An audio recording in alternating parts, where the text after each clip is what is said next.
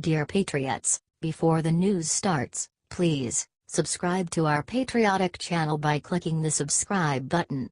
Give us a thumbs up to this video. Don't forget to leave your opinion below in the comments section. Share the news on Facebook and Twitter so your friends see it. Thank you. Payback moments after attacking Trump on camera, MSNBC got slammed with instant karma. The media has proven it will take any opportunity to attack our president, but pulling numbers out of a hat to simply prove a point is just downright irresponsible. During an interview Thursday on MSNBC, host Ali Velshi made a ridiculous claim that President Donald Trump is not even close to being the largest job creator in his first 6 months as president. Unfortunately for Velshi, the facts don't support these claims, and Trump advisor Brad Thomas was recently on MSNBC to explain why. "What we're seeing now is job creation," Thomas said. "President Trump has created over 1 million jobs this year to date." Numbers published by the Bureau of Labor Statistics, BLS, show that since February, Trump's first full month in office, the United States has added 1.1 million jobs over 6 months, a whopping change of nearly 1%. But Velshi responded by limiting the significance of these numbers, and even argued that both Obama and George W. Bush had done better. "I've given you evidence, Brad," said Velshi. "Job creation is not as good under President Trump as it was under President Obama, President Bush, President Clinton in the first 6 months of their office." Once again, not true. In fact, President Trump has had higher job creation than both Obama and Bush on both a percent change and nominal basis. As far as Bill Clinton, MSNBC must have forgotten that his presidency began at the end of a recession. Furthermore, MSNBC's claim that President Trump ranks 8th all-time in job creation is suspiciously off the mark. According to in-depth research, President Trump ranks 4th out of the 13 presidents compared, while, surprise surprise, Obama ranks 12th. Clearly a far cry from not even close. It's about time these spinsters starting telling the whole truth. It's one thing to offer your opinion, even if it's shockingly biased and unfounded, but it's another thing to play fast and loose with facts. Numbers don't lie, and neither does our president. He has rallied for job creation since day one, and his supporters will not be swayed by personal attacks and leftist vendettas. If y'all know the real truth about President Trump and stand by him no matter what, share this now before the press spreads more lies. Sources: dailycaller.com.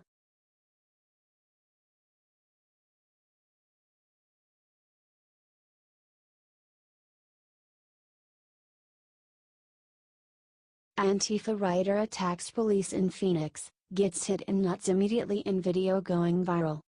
Talk about a nutshot. In an effort to get rid of Trump protesters, Phoenix police fired pepper balls and tear gas. Many protesters didn't obey the police. The video you are about to watch is what happens when you play stupid games and win stupid prizes. That'll leave a mark. This is why you shouldn't be a member of Antifa. One moment you are out being an anarchist and kicking trash cans with your friends, and another moment you are laying face up in a hospital bed wondering why your balls don't work. Let's watch that again. How bad does that guy's balls hurt? I don't know. Probably a lot. According to the Phoenix police, the police were hurling percussion grenades. Fox Business Network host Jeff Flock screamed "Holy SHT. The alt-left mob then claimed that they were totally peaceful. I doubt that. Share this to expose the liberal violence for what it really is. The media won't show it, so it is up to us.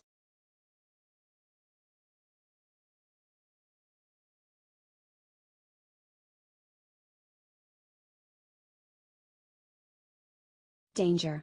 CNN just initiated the next phase of their sick plot to destroy Trump. Stop them now. Henry Jackson for Politico reports, as President Donald Trump's fiery Phoenix campaign rally ended, CNN anchor Don Lemon had an instant reaction. He openly questioned Trump's fitness for office. Lemon ranted, "I'm just going to speak from the heart here. What we have witnessed is a total eclipse of the facts. He's unhinged. It's embarrassing." Then, like clockwork, former Obama lackey James Clapper joined in, further planting the seeds, claiming Trump is looking for a way out of the presidency. I don't understand the adulation, no crap, Mr. Clapper. Of course you don't understand. That is why you lost the election. You don't understand the American people. You and Don Lemon are disconnected from reality. This is it, friends, the next phase has been initiated. First Russia, then racism, now mentally unfit to lead. As we've reported here, multiple bills have already been introduced to take down our president, claiming he is unfit for command, and what you just witnessed is CNN, Don Lemon and James Clapper abusing their positions in an effort to further that narrative and undermine, not only President Trump, but America as a whole. It is time we sound the alarm together, and to every Trump supporter in the land, that they have initiated the next phase of their plan to take down Trump. But we see through their schemes. The good news is these morons never learn. And that no weapon formed against our president will prosper, and every attempt by the enemy to attack is exposed and only makes him stronger. We need to get this out there, patriots.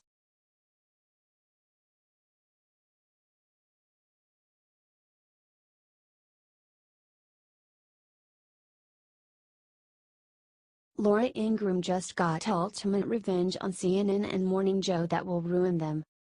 Laura Ingraham loves to tell it like it is, wouldn't you agree? She did it again, just after President Trump's Arizona rally on Tuesday. While it's difficult to get an accurate account of the crowd size, the venue holds 19,000 and it appeared packed from photos. And Laura thinks Trump should do it every week. Why? To drive the MSM crazy. She's right. You know, the media had to come apart after his rally. Joe Scarborough said the rally was hateful and frightening, for example. But we all know where his motivations lie. And the truth is, Trump was exactly the man the American people elected. CNN's Don Lemon claimed that Trump lied at the rally. Really? I'm pretty sure Trump just hurt his feelings, since what Trump says about the lying media is the truth, and he knows it. If you agree with Laura, and would love to see Trump rally weekly, to continue to get the patriots who elected him excited, comment yes and share so much Trump sees it. H.T. The Hill.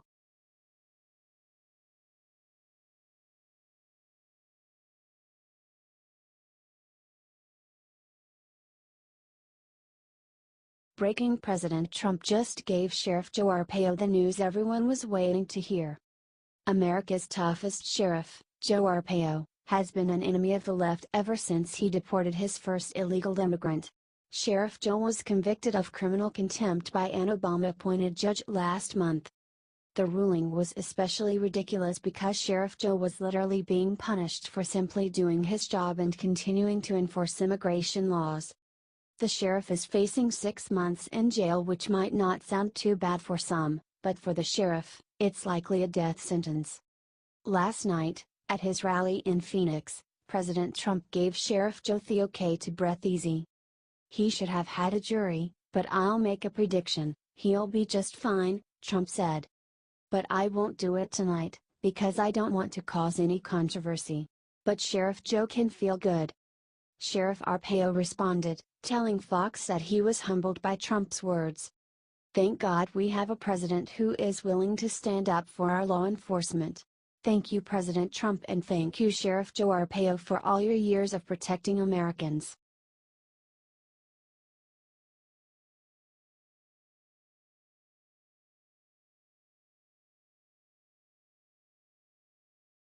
Fight back: Trump just exposed Antifa's huge secret that media didn't want getting out. The media has sure been working overtime to accuse Trump of being well, everything, while also trying to cover up for the horrific violent crimes committed by the alt-left recent. But Trump is not. Last night President Trump went hard after the leftist radicals when he called them out for two things the media won't admit: their weapons and masks. And Trump said Antifa were too lazy to protest when it's hot outside. Trump told the massive crowd of supporters in the arena, you know, they show up in the helmets and the black masks, and they've got clubs, they've got everything. Antifa. All week they're talking about the massive crowds that are going to be outside. Where are they? Where are they? Well, it's hot out. It looks like poor little Antifa was too hot in their riot gear. Maybe they just couldn't find enough lunatics in Phoenix who wanted to help them beat up the elderly and attack cops. I mean, sure. A couple might have turned out here and there, but I think today proved that the public is starting to see these radicals for what they really are. So now it's our turn to help spread the president's message against radicals and hate on all sides everywhere so we can put an end to both white supremacy and leftist radicals at the same time.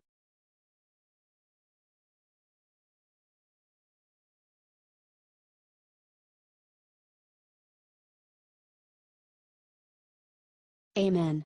Last night Ben Carson said the one thing that will unite all Americans.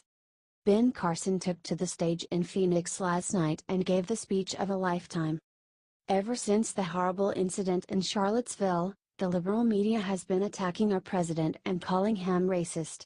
Even though he has called all racist hate groups repugnant, they still are misinforming the public and editing his words. Ben Carson knows exactly what they are doing and he called them out point blank. He warned that there are others in our society now who are trying to fill us with the wrong things. The purveyors of hatred and division, they want to divide us on the basis of race, income, age and religion. But you know what? We are much too smart to fall for that garbage. After a roaring applause, Ben Carson went on to close his speech with a powerful message every American should hear. We the people of America will choose to fill our brains with knowledge over ignorance, our hearts with love instead of hatred, our tongues with words of respect instead of slander. Our hands will not be filled with steel and stone, but proudly holding our star-spangled banner, under which so many have sacrificed, under which we now gather in freedom, under which God willing our children shall live together in freedom. Many on the left hope that Dr. Ben Carson's words of unity go unheard. It's up to us to share his message. Thank you Ben Carson for bringing us together when so many evils are trying to tear us apart.